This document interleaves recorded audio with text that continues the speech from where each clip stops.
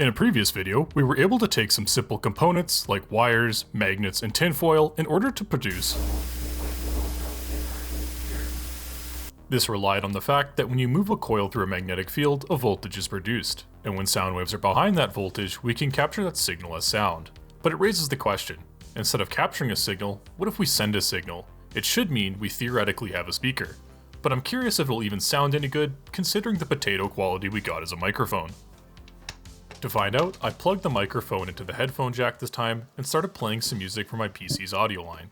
And to my amazement, it was actually playing back. And not just that, it was remarkably clear, more toaster quality than potato this time.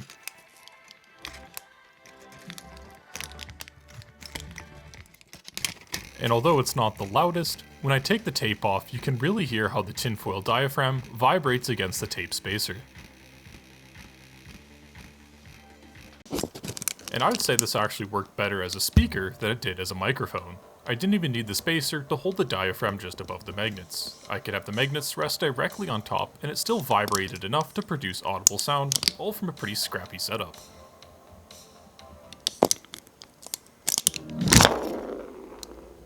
And speaking of setup, just to recap the setup for anyone who missed it, we didn't want to use regular wire for our coil since it can be hard to bend and it'll short itself on the bends. Instead, we used an enamel-coated thin wire, which solves those problems. And we'll also play around with the size of the coil later. For the magnets, I just used some strong neodymium magnets to create our magnetic field. To produce the coil, I just found a tube that was slightly larger than the magnets and began to wrap the wire around.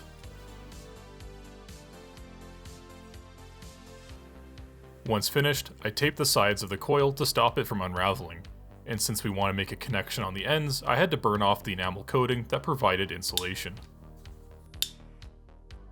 Now for the diaphragm, I initially used tinfoil, since that's just what I had laying around, and it seemed to work, since it was a thin, semi-flexible material. But it did get me wondering, what else could work? Looking around, I thought it'd be really interesting to see if I could try and turn a balloon into a speaker. So I dropped a magnet inside to try and sandwich the coil with another magnet on the outside.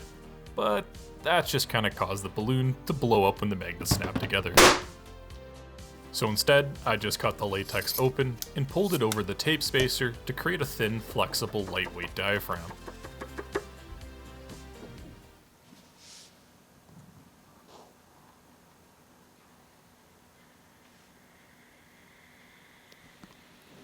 I did find that the balloon material didn't work that well since it was too loose and I had to stretch it out by pushing down, which also made the diaphragm size smaller.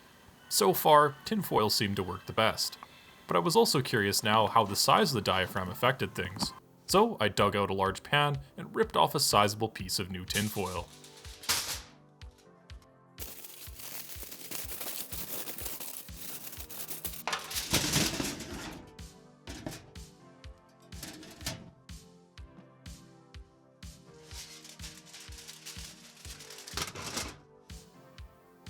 Connecting it back up, it was remarkably louder, and the pan seemed to help collect and direct the sound waves.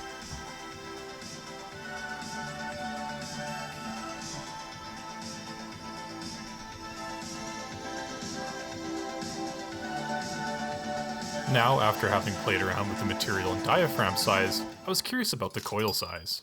To experiment with that, I took some thicker enamel-coated wire and wrapped up a new coil. Again, I did have to torch off the ends since we needed insulated wire. This coil had fewer turns, but was thicker and larger overall in volume, so let's see if that translates to more sound volume.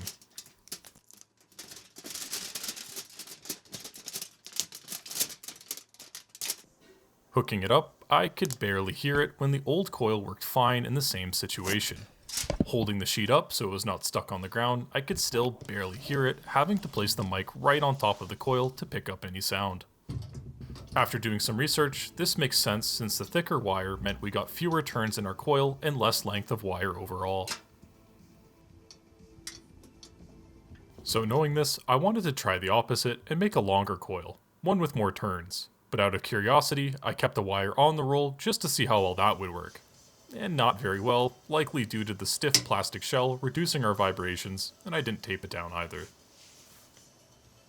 But nonetheless, I took our new coil off and taped it down to the same diaphragm as before to see how it performs.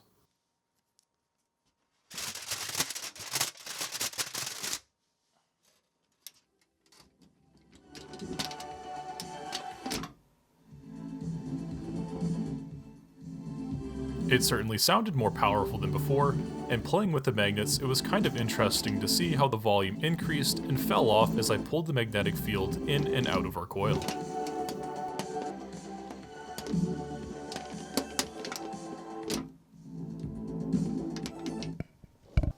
Flipping it around and reassembling, and changing the music since I was getting a little tired of the original tune, this is how it sounded.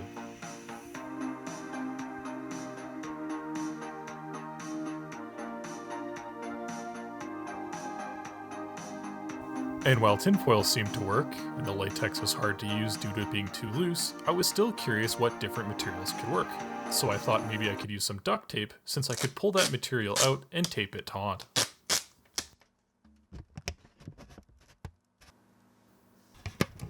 I added the coil to the sticky side and put the magnet underneath.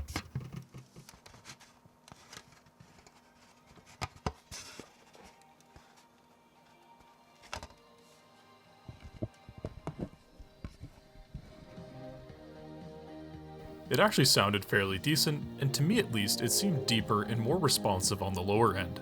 I suspect since duct tape is heavier, it might resonate at lower frequencies compared to tinfoil, as well as being more flexible, making it dampen on the higher ends.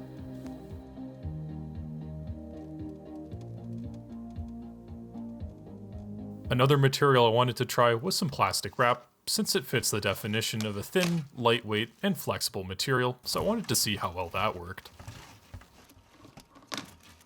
I used 2 magnets to snap the coil in place on top of the plastic wrap. And although it worked, it seemed fairly quiet. I suspect that maybe its lower stiffness makes it too flexible and it is absorbing energy, dampening it, instead of transferring those vibrations to the air. But it was still fun to play with and try stretching it over the microphone to see a change in volume.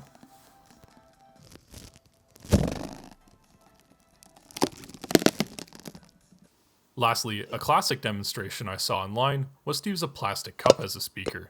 And while I don't have any thin cups, I do have a thick plastic measuring cup that I wanted to see if that would work as a speaker. Again, I took 2 magnets, placing one on top and one underneath to snap the coil in place and secure it on top of the cup. I thought maybe the thicker plastic would be too rigid, but it actually seems to work fairly well.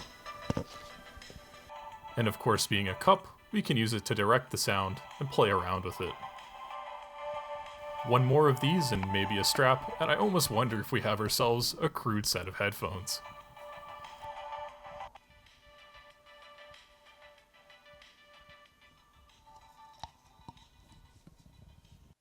And although this video focused on this setup as a speaker, I figured it would be fun to take the final configuration that seemed to work the best of a longer coil and larger diaphragm to test it out as a microphone.